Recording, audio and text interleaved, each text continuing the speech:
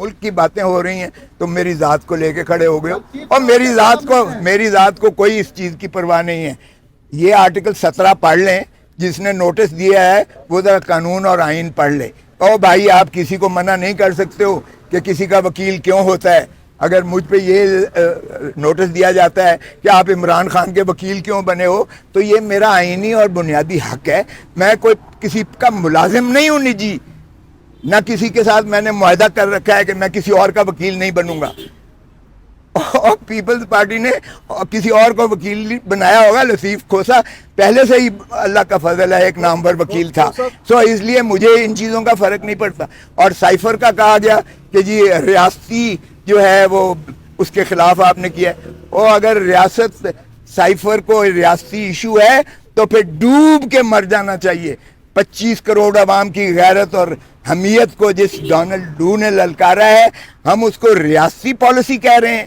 اور ریاستی پالیسی تو یہ ہونی چاہیے کہ ڈونلڈ لو کو آپ نے جو جواب دیا ہے ڈیموش، آپ تقاضا کریں کہ اس کو حکومت امریکہ اس کو برخاست کرے، ڈسمس کرے، اور اپنے آپ کو جو ہے اس سے مبرہ کرے کہ اس الزام سے، اور بجائے اس کے کہ آپ پرائم منسٹر کو چلتا کرتے ہو اور پھر اسے اندر کر دیتے ہو.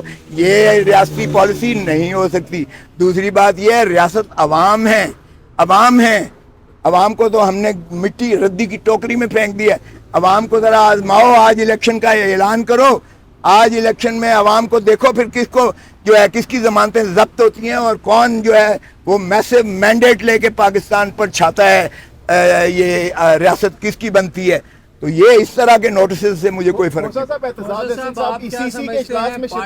نہیں. چھوڑ دیا یعنی یہ دوسرا زرداری اور بلاول صاحب آپ پر ابھی بھی اعتماد کرتے ہیں یا پارٹی کے اندر سے کوئی شرارت کر رہا ہے؟ کور کمیٹی میں بھی ہماری اطلاعات کے مطابق آپ کو بلایا گیا تھا، وہ کیا سٹوری ہے اجلاس میں؟ آپ کی اطلاعیں جو ہوں گی، میں اپنے پیشے کو ترجیح دیتا ہوں.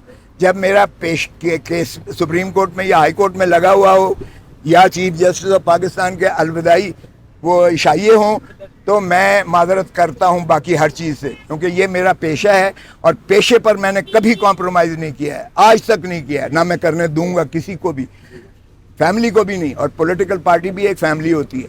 تو یہ میرا ایک کریڈیبلٹی ہے جو میں نے اپنے پیشے میں کمائی ہے، اور میں اس کریڈیبلٹی کو کسی قیمت پر جو ہے نیچے نہیں لگنے دوں گا. میں جو اس کیس سے کرتا ہوں، میں دل سے اس کیس میں گھس جاتا ہوں اور اس کے بعد میں پیروی کرتا ہوں. اس کا اللہ ہی پھر میرا ضامن ہوتا ہے اور مجھے کسی کی پرواہ نہیں ہوتی ہے. سے کیا امیدیں ہیں سر؟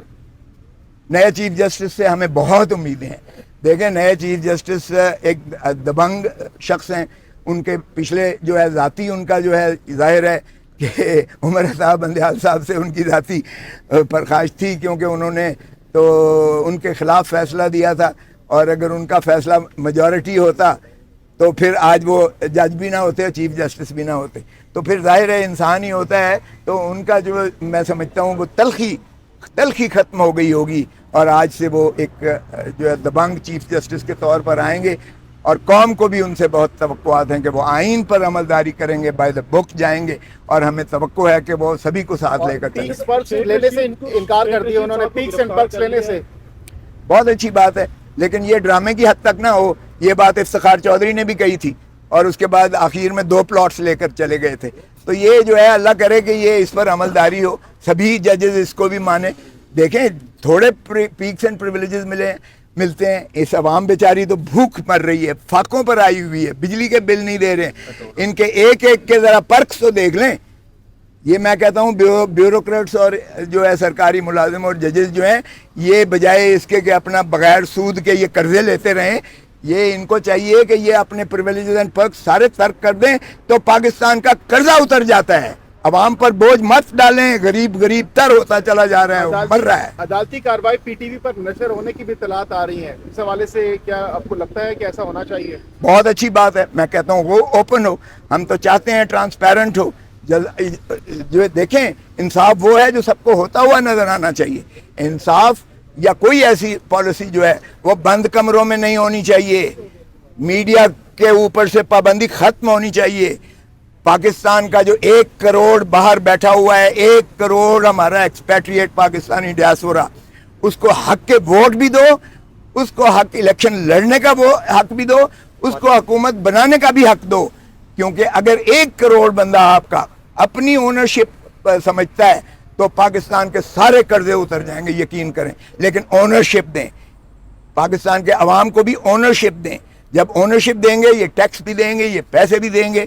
لیکن اگر انہیں ہوگا کہ یہ پیسہ میرا ان کے تللوں پر خرچ ہوگا, اور جب ان کو یہ باور ہوگا تو ٹیکس بھی نہیں دیں گے کہ ہمارے اوپر ڈنڈے برسائیں گے, ہمارے ہی چادر اور چار دیواری کو یہ جو ہے پامال کریں گے, ہماری ہی عورتوں کو, ہمارے ہی بچوں کو, بچیوں کو یہ اٹھا کر لے کر جائیں گے, تو عدلیہ کی تضحیق کریں گے, عدالت کو بھی نہیں مانیں گے, تو پھر کون بھائی ٹیکس دے گا, کون پیسے لے کے آئے گا اس ملک میں. میں سمجھتا ہوں کہ آپ بحال کریں جمہوریت کو, اعتماد کریں عوام پر, جمہور ہے ہی اسی کا نام, آئین کو بحال کریں, انشاءاللہ پاکستان ترقی کرے گا.